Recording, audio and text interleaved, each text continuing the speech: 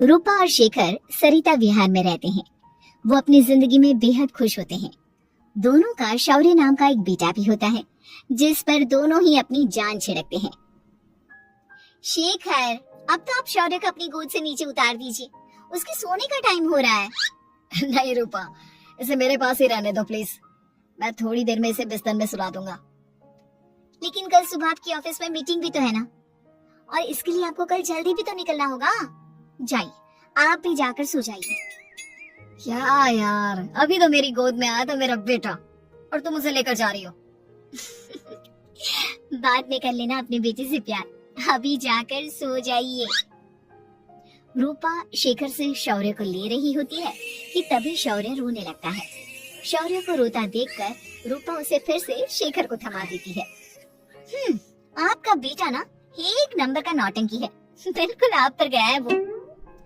साफ बोलो ना, तुम्हें जलन होती है हम दोनों बाप बेटे का प्यार देखकर।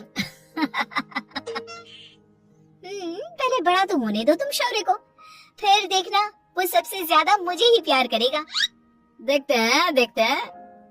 ऐसे ही दिन बीतते चले जाते हैं और एक दिन कैंसर की बीमारी के चलते रूपा की मौत हो जाती है। अब शौर्य 3 साल का हो चुका होता है, जिसके कारण उसकी दादी शेखर पर दूसरी शादी का दबाव बनाने लगती है। शेखर, शौर्य अभी बहुत छोटा है और उसे इस समय एक माँ के प्यार की बहुत जरूरत है। माँ, मुझे दूसरी शादी नहीं करनी। क्या पता जो दूसरी औरत आएगी वो मेरे बेटे को एक माँ का प्यार दे या ना दे। तो रूपा की छोटी बहन वैशाली से ही शादी क्यों नहीं कर लेता? वो तो शौर्य को एक माँ का प्यार पूरा दे सकती है ना। मैंने कहा ना माँ, मुझे दूसरी शादी नहीं करनी, और अपनी ही पत्नी की बहन से तो हरगिज नहीं। ऊपर से अगर रूपा देख रही होगी तो वो क्या सोचेगी?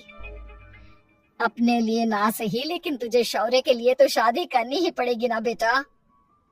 शेखर कुछ कहता उससे पहले ही अंजुमन उसे रूपा की कसम दे देती है, जिसके आगे मजबूर होकर शेखर शादी के लिए हामी भर देता है। देखो वैशाली, मैंने तुमसे शादी सिर्फ अपने बच्चे के लिए की है। मैं चाहता हूँ कि तुम उसे एक माँ का भरपूर प्यार दो। शौर्य, आपके साथ साथ मेरा भी कुछ लगता है। अगर आप मुझसे शादी नहीं भी करते तब भी मेरा प्यार शौर्य के लिए कभी कम या ज्यादा नहीं होता। शादी के कुछ दिनों बाद ही शेखर की माँ की भी मौत हो जाती है। वैशाली शौर्य को एक माँ से भी बढ़कर प्यार देती है। शौर्य को लेकर वैशाली का यूं निस्वार्थ प्यार देखकर शेखर को भी उससे प्यार हो जाता है और कुछ सालों बाद शेखर और वैशाली का भी लड़का हो जाता है। लेकिन इसके बाद वैशाली का शौर्य को लेकर बर्ताव बदलने लगता है। वैशाली, मैं देख रहा हूँ तुम आजकल शौर्य का जरा भी ध्यान नहीं रख रही हो। मुझे पता नहीं था कि आदित्य के होने के बाद तुम इतना बदल जाओगी। आदित्य मेरा अपना सगा खून है और शौर्य दीदी का, फिर मैं दोनों में अंतर कैसे नहीं करूं? माँ भले ही दोनों की अलग अलग है, लेकिन पिता तो एक है ना। अगर मुझे पहले पता होता कि तुम इतनी जल्दी बदल जाओगी तो मैं कभी तुमसे शादी ही नहीं करता। हाँ, तो किसने कहा था आपसे मुझसे शादी करने के लिए? मैं थोड़ी ना आई थी आपके पास, आपकी माँ ही आई थी मेरे घर आपका रिश्ता लेकर। वैशाली, मुझे तुमसे ऐसी उम्मीद नहीं थी। गुस्से में शेखर अपना पैर पटकता हुआ शौर्य को वहाँ से लेकर चला जाता है। पापा, मम्मा मुझसे प्यार क्यों नहीं करती? क्या मैं उनका सगा बेटा नहीं हूँ, इसलिए मुझसे प्यार नहीं करती? मम्मा नहीं करती तो क्या हुआ बेटा, पापा तो करते हैं ना आपसे प्यार। कुछ दिनों के बाद, आज तुझे खाना पीना कुछ नहीं मिलेगा, चल चुपचाप से अपने रूम में जाकर सो जा। माँ, अब भाई को खाना क्यों नहीं दे रही हो? बेटा तू आराम से खाना खा, इस नालायक की चिंता मत कर। एक दिन खाना नहीं खाएगा तो मर नहीं जाएगा ये। अगर भैया नहीं खाएंगे तो मैं भी नहीं खाऊंगा। तू अपने भाई का भक्त क्यों बन रहा है? ये तेरा सौतेला भाई है, सगा नहीं जो तू लक्ष्मण बन रहा है। माँ, आपको इतना भी नहीं मालूम, श्री राम और लक्ष्मण सगे भाई नहीं थे। श्री राम माता कौशल्या और लक्ष्मण माता सुमित्रा की कोख से जन्मे थे। दोनों के सिर्फ पिता एक थे, लेकिन माँ अलग थी। मुझे ज्यादा ज्ञान देने की जरूरत नहीं है, ये सतयुग और त्रेता युग नहीं है, समझे? आया बड़ा भाई का चमचा। इतना कहकर वैशाली वहां से चली जाती है, जिसके कुछ टाइम बाद शिखर वहां आता है और आदित्य उसे सारी बात बताता है। मुझे माफ कर दो शौर्य, तुम्हारी माँ के जाने के बाद मुझे दूसरी शादी का फैसला करना ही नहीं चाहिए था। अगर मैं दूसरी शादी नहीं करता तो शायद आज तुम्हारी ये हालत ना होती। नहीं पापा, अगर आप शादी नहीं करते तो मुझे आदित्य जैसा छोटा भाई कभी नहीं मिलता। थैंक यू मुझे इतना अच्छा भाई देने के लिए। तुम दोनों हमेशा ऐसे ही साथ रहना, फिर कोई भी तुम दोनों का कुछ नहीं बिगाड़ पाएगा। चलो मैं तुम दोनों को आइसक्रीम खिला कर लाता हूँ, बहुत भूख लग रही है ना। शिखर शौर्य और आदित्य को आइसक्रीम दिलाने लेकर जाता है।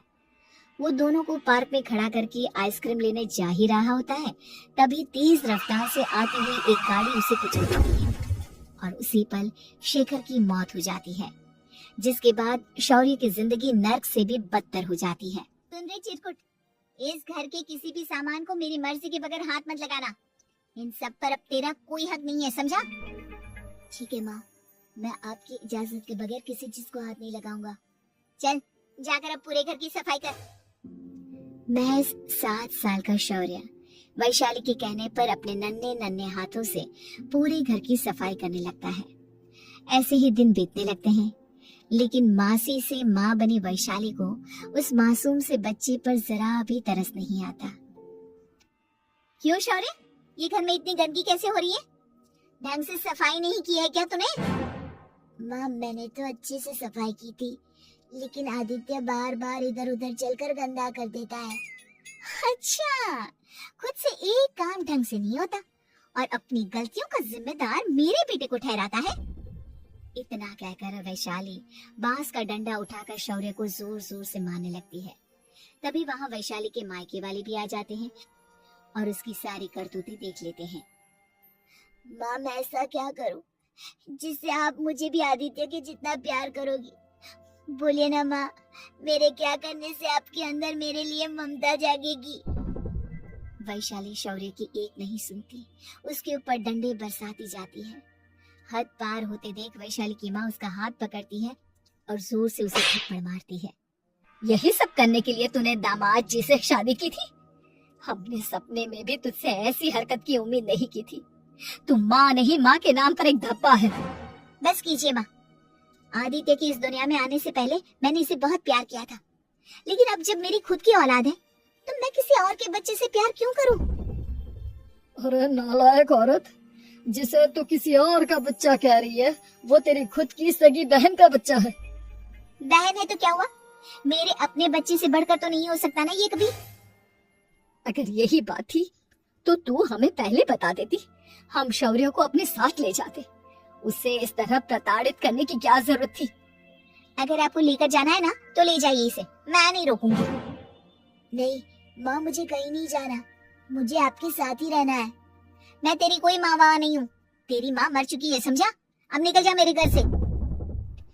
माँ अब बहुत गंदी हो, मुझे भी नहीं रहना आपके साथ, मैं भी भाई के साथ ही जाऊंगा। अरे तू क्यों जाएगा, तू तो मेरा सगा बेटा है, जाने दे इसे।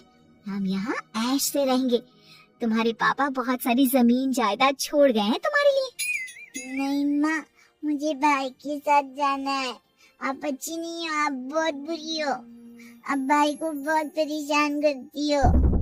देख वैशाली, तुझसे ज्यादा समझ तो इस मासूम बच्चे में है।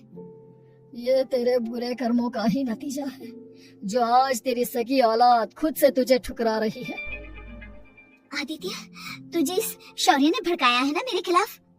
नहीं माँ, मुझे किसी ने भड़काया नहीं, पर मैं सब देखता हूँ, सब समझता हूँ। भाई बहुत अच्छा है, वो आपकी जैसा नहीं है। चलिए नानी।